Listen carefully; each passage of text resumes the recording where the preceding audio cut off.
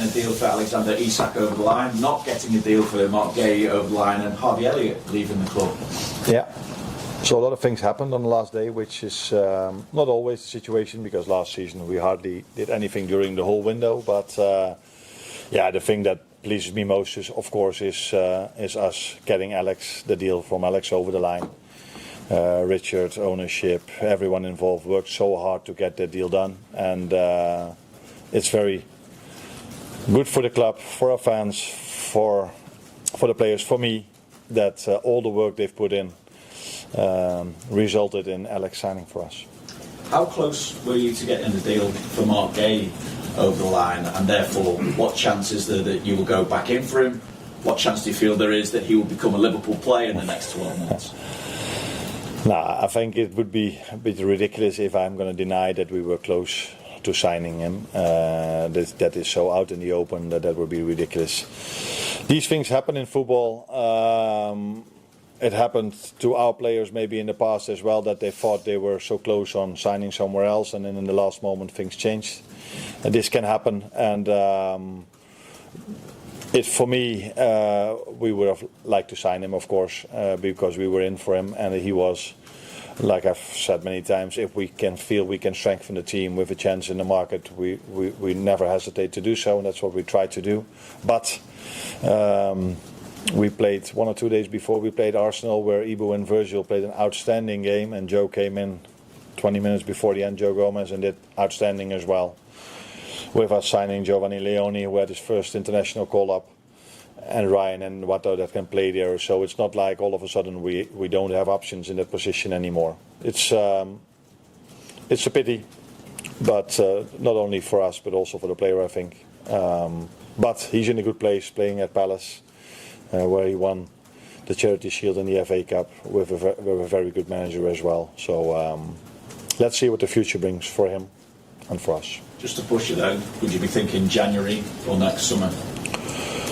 If I'm thinking anything, you know that what I think. I don't tell you, but the thing I think most about is Burnley at the moment, I can assure you. With that in mind, how ready is Alexander Isak to play for you and make his debut against Burnley? Because obviously he got his first minutes playing for Sweden against Kosovo. But I also got to ask you as well what you make of the criticism he's received over the way things ended at Newcastle, and what kind of impact that has had on him, if anything at all. Now, first of all, I think the Swedish manager Jon Dahl Tomasson deserves a big compliment, because he gets one of the best, maybe the best striker in the world in, and needs to play 2 very important games for his country, but understands that if he would play him twice 90 minutes, then probably the player would have been injured for multiple weeks, and that's not always easy for a manager, that he takes care of the interest of a player. And so he deserves a big compliment for that, and we will treat Alex the same as they did. So don't expect him to be every single game 90 minutes on the pitch. That's definitely not going to happen in the upcoming weeks. He missed a proper pre-season. I think he missed 3 or 4 months of team sessions, and so now we have to build him up gradually, with us playing so many games, hardly any training time. So that's going to be a challenge, but we've signed him not only for the upcoming 2 weeks, we've signed him for I think for 6 years. So yeah, this is what we have to keep in mind, and what the fans have to keep in mind if they see that I take him off at a certain moment, or I only bring him in for a small amount of minutes. That's all for the long-term fitness of the player. And the criticism you receive? In football, there's always criticism. So sometimes people cheer for you. So I think after he won the League Cup, everyone was really happy with him. And in other moments, you get criticized. This is part of his life, my life, our jobs. And now he's a player from us, and I'm really happy with that. So you did mention Harvey as well, just obviously. Yeah. Headline day, Harvey. Yeah. Another positive thing, I think, not only Harvey, but if I look at Luis Diaz, how he hit the ground running at Bayern Munich is a big compliment for our performance staff and the people that work in this building. So every time a player leaves, Tyler Morton does really well at Olympique Lyon. So that tells you how we bring players to other clubs. And Javi is in a very good place, going to a very nice club with Aston Villa. I think it's in the interest of everyone. He didn't get the playing time he probably deserved for the quality player he is. And he conducted himself always so well. So it wasn't only when he said that this was his club that he wanted to say this to the fans. He acted inside with him not playing so much, but he was always doing what was in the best interest of the club.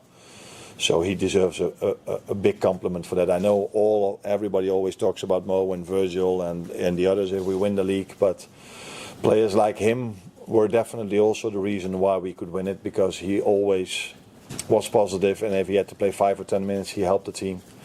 And in every session he did, and that is partly the success of a team, that the ones that don't play that much have the right mindset. And I think he's completely ready now to show the quality he has at Aston Villa.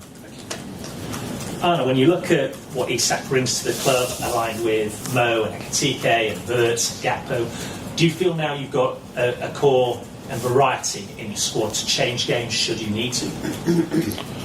Yes, I do feel, but if the question is that the first time since you're a Liverpool manager, then the answer is no, because last season I could change games around with Diogo, with Darwin, with Lucio, with those three players that are not one for the reasons we all know, the other two that were sold. So yeah, that is what a club like Liverpool, what Jurgen probably could do in the past as well. This is normal at our club, that we have multiple options and that we can change the game if necessary. And looking ahead to this weekend, granted, players only just coming back from international duty, do you have a relatively clean bill of health? How are you shaping up for this weekend? If the players are fit, that's I think they are. Yeah. We trained today for the first time with them. With most of them, the non-internationals did train with the under-21s this week already. Curtis Jones, of course, I don't know if you knew, but he got injured in the last game, so he will not be available for the game against Burnley. But I think the rest of them all came back without a problem, and that is almost that's not always the situation, especially not in the beginning of the season where everybody comes from a different background, going to the national team where they then all of a sudden have to play 2 games in 4 or 5 days, which is always the biggest risk in November and October, and in March they are much more used to that program. So we're happy that they are fit, and again, a compliment not only for the Swedish manager but also for the others, because a few others like Ryan Gravenberg didn't only started 1 game and not both of them. And in terms of Burnley, obviously they got promoted last season. Scott Parker's developed a team with a reputation for being defensively solid. What do you expect this weekend? How will you need to approach it? Defensively solid, but I don't give them enough credits if I only talk about that, because first goal they scored against Sunderland was a great team goal. Good team, but yeah, like all the others, we know. My experience from last season is when the teams that were relegated now, so I replaced them for the ones that promoted. We had problems at Ipswich, we had problems at Leicester, and we had problems at Southampton, and problems with we only won it in the end phase of the game, so yeah, there's we know that every game is difficult, and I only have to look back at last season to understand that. Best of luck. Thank you. Arne, we're obviously very familiar with what Alexander Isak can do on the pitch, but from your interactions with him, what do you make of his characteristics as a person? At Newcastle, he seemed very all business and able to kind of separate the emotion in a really kind of focused way. Do you think that's maybe even helped him across the summer? And is that anything that you see? Yeah, maybe people don't believe me if I give you this answer, but I haven't spoken to him that much. So I spoke to him after he signed by phone because he had to go to the national team. And the way I 99 out of 100 times treat my players during international breaks is I leave them for the manager that they are working with over there. So I text him maybe now once or twice because he's new to us, wanted to know how he did. But I do have to get to know him as a person much better in the upcoming days and weeks. But although we find it very important how someone is to because we have such a great culture here at this club, we mainly sign a player also for his qualities, and therefore I don't need to call him. We faced him a few times. I faced him a few times, and I know how what a quality player he is. And with how the deals worked out, getting done for Isak on deadline day, but not for Gahey, do you see any changes in modern football now where for players to truly get what they want, they might have to take things upon themselves, or do you think they were just individual circumstances? The last one, I think. I don't think you can compare any situation with another. A different ownership, different situation. I think you cannot compare these. I'm really happy that Alex signed for us, because I did feel all the way that we needed an attacking player extra, and so happy that we could bring in the one we wanted from the start. Hi, Arne.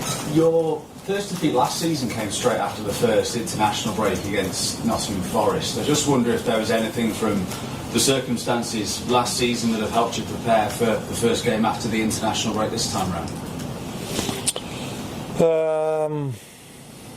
Now, if there's anything I've learned from that, then we implemented that already last season, and I think it was the only time that we lost a game after the international break. But it's always difficult. You never know what is exactly the reason. At that moment of time, I was maybe a bit focused on us, the first one after the international break, but looking at the season Forest had after that, I think it has much more to do with their quality than it had to do with the first game after the international break. And I just wondered how Chiesa has reacted to not being selected in the Champions League squad. Of course, that is one of the most difficult things you have to do as a manager. For a player not to play is not always easy to tell him, but not to be in the squad is always more difficult. And I just explained to him why we made this choice, and of course he wasn't happy with that, but I think he understood my arguments. That's not to say that he agreed with them, but he didn't tell me, by the way, that he didn't agree with them, but he gave the answer you want to hear from a player, that he will be there to help the team in all in the cups and in the league, and that's one thing to say, but I think he also showed this because he wasn't selected, but he worked really hard in these days to be ready for the upcoming games, and that is even more important than what a player tells you. Thank you.